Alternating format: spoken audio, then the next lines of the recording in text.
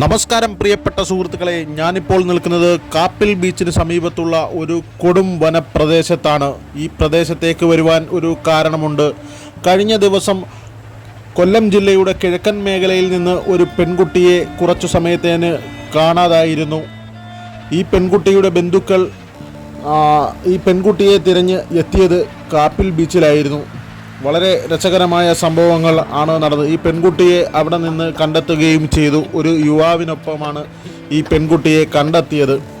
ഈ പെൺകുട്ടിയുടെ കണ്ടെത്തലുമായി ബന്ധപ്പെട്ട് കാര്യങ്ങൾ തിരക്കിയപ്പോൾ നമ്മൾ ഞെട്ടിപ്പോയി. കാരണം ഈ പെൺകുട്ടിയെ കണ്ടെത്തിയ രീതി തന്നെയാണ് വളരെ വ്യത്യസ്തമായത്.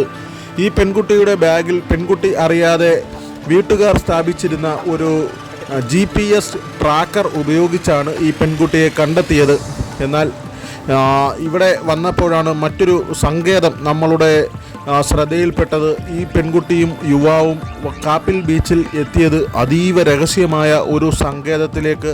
ഈ സങ്കേതം നമ്മൾ വളരെ വിശദമായി പരിശോധിച്ചപ്പോൾ ഇവിടെ നടക്കുന്നത് വൻ കുറ്റകൃത്യങ്ങളും ഒക്കെ തന്നെയാണ്. ലഹരി മാഫിയയും അതുപോലെ തന്നെ മറ്റു പല സ്ത്രീ വിഷയങ്ങളും ഒക്കെ ഇവിടെ നടക്കുന്നുണ്ട് എന്ന് നമുക്ക് മനസ്സിലായി.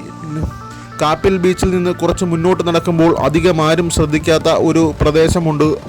ആ കായലിനും കടലിനും നടുവിലായി ഒരു ചെറിയ പ്രദേശം, മൊത്തം കാട് മൂടിക്കിടക്കുകയാണ്. ഒരു ജനവാസം പുറത്തു നിന്നുള്ള ആളുകൾ ആരും തന്നെ അകത്തേക്ക് വരില്ല. പുറത്തു നിന്ന് നോക്കിയാൽ വലിയ ഒരു കാവ് പോലെ നമുക്ക് തോന്നിക്കുന്ന സ്ഥലമാണിവിടെ. മയക്കുമരുന്നും അതുപോലെ തന്നെ കഞ്ചാവും മാരകമായ മറ്റ് പല സാധനങ്ങളും ഉപയോഗിക്കാൻ നിരവധി ആളുകൾ ഇവിടെ എത്തുന്നുണ്ട് എന്ന് നമുക്ക് മനസ്സിലായി. കാരണം ഈ ദൃശ്യങ്ങളിൽ തന്നെ വ്യക്തമാണ്. കാടിനുള്ളിലേക്ക് ഒരാൾക്ക് വളരെ കഷ്ടിച്ച് നടന്നു പോകാൻ പറ്റുന്ന രീതിയിലാണ് വഴികൾ വെട്ടിത്തെളിച്ചിട്ടിരിക്കുന്നത്.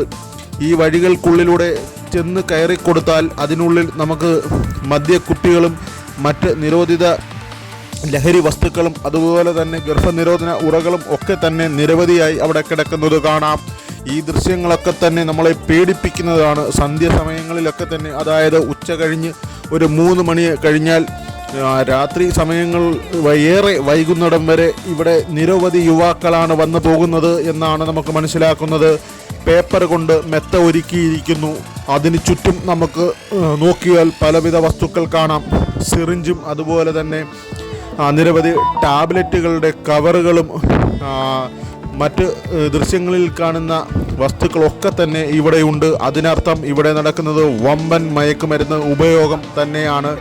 എന്നാൽ നിരവധി തവണ ഈ നാട്ടുകാർ ഇവിടെയുള്ള പോലീസിനെ ഈ വിവരമൊക്കെ അറിയിച്ചെങ്കിലും പോലീസുകാരും ഈ പ്രദേശത്തേക്ക് തിരിഞ്ഞു നോക്കുന്നില്ല. ഇവിടെ ഒരു പെട്രോളിംഗ് നടക്കുന്നില്ല എന്ന് തന്നെയാണ് നമുക്ക് മനസ്സിലാക്കാൻ സാധിക്കുന്നത്.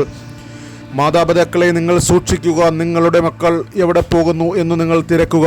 അവർ ചെന്നെത്തുന്നത് ഇത്തരം നിഗൂഢമായ പ്രദേശങ്ങളിലേക്ക് വളരെ കഷ്ടപ്പെട്ട് ജീവൻ പോലും പണയം വെച്ച് ഞങ്ങൾ എടുത്ത റിപ്പോർട്ടാണിത്. കാരണം ഞങ്ങൾ അവിടെ ചെല്ലുമ്പോൾ അവിടെ ഉണ്ടായിരുന്ന കുറച്ചു പേർ കാടിൻ്റെ മറവിലേക്ക് ഓടി രക്ഷപ്പെടുകയായിരുന്നു. ഞങ്ങൾ ചെന്ന സമയത്ത് ഇത്തരത്തിലുള്ള ദൃശ്യങ്ങളാണ് കാണുന്നത്. അതിനിഗൂഢമായ ഈ വനത്തിനുള്ളിൽ ഒരു വള്ളിപ്പടർപ്പുകൾ കൊണ്ടുള്ള ഒരു വനമാണ്. ഇതിനുള്ളിൽ കയറിയാൽ നിങ്ങൾ ഞെട്ടും. ആഡംബര സൗകര്യങ്ങൾ എല്ലാം തന്നെ അവർ കൊണ്ടുവരും. പാട്ടും മേളവും സിറിഞ്ചുകളും അവർക്കുപയോഗിക്കാനുള്ള ടാബ്ലറ്റുകളും എല്ലാം കൊണ്ടുവന്ന് ഇവിടെ വലിയ നിശാ പാർട്ടികൾ തന്നെ ഇതിനുള്ളിൽ നടക്കുന്നുണ്ട്. സമൂഹത്തിലെ വലിയ വലിയ കുറ്റകൃത്യങ്ങൾ എല്ലാം തന്നെ ഇത്തരം അതീവ രഹസ്യ കേന്ദ്രങ്ങളിൽ നടക്കുന്നത് കൊണ്ട് തന്നെ പലപ്പോഴും പോലീസിൻ്റെ കണ്ണെത്തുന്നില്ല. അല്ലെങ്കിൽ തന്നെ എത്തിയാൽ തന്നെ അവർ ഇതിനൊന്നും മെനക്കെടാറില്ല എന്നുള്ളതാണ് സത്യം.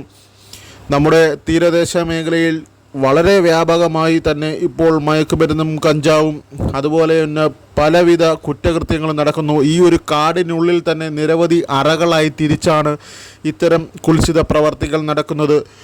ഓരോ സംഘങ്ങളായി തിരിഞ്ഞ് ഓരോരുത്തർക്കും പ്രത്യേകം സ്ഥലങ്ങൾ, ഓരോ സ്ഥലത്തും വിവിധ രീതിയിലുള്ള പാക്കറ്റുകളാണ് നടക്കുന്നത്. അതായത് ഓരോ സ്ഥലത്തും നടക്കുന്നത് ഓരോ കച്ചവടം. ഇത്തരത്തിലുള്ള വലിയ കുറ്റകൃത്യങ്ങൾ നമ്മുടെ തീരപ്രദേശത്ത് നടക്കുന്നു എന്ന് പറഞ്ഞാൽ ആ പ്രദേശത്തെ ചെറുപ്പക്കാരുടെ ജീവിത നിലവാരം എത്രയധികം താഴേക്ക് പോയിട്ടുണ്ട് എന്ന് നിങ്ങൾ ചിന്തിക്കണം.